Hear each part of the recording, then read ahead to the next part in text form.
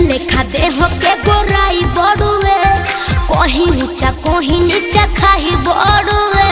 अच्छा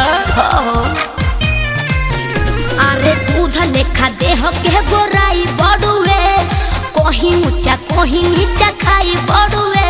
उमर भइल बा 19 बरस के।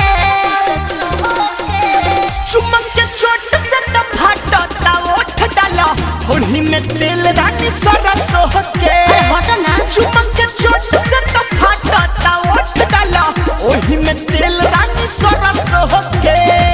सुनो का हो? इतना टेंशन मत लो तू। काहे ना टेंशन ली?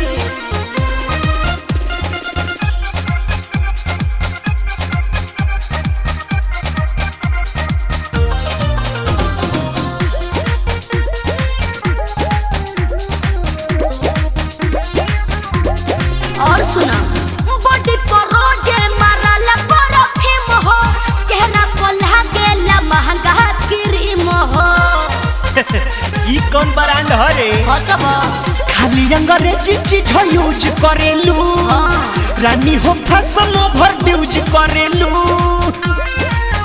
हमें कोई मसाज कालो परसो के।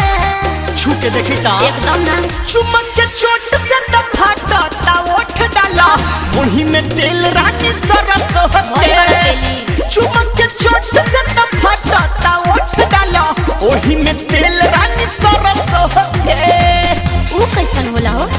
अरे जौना में सब्जियां छाव के लूहे नु हो। अच्छा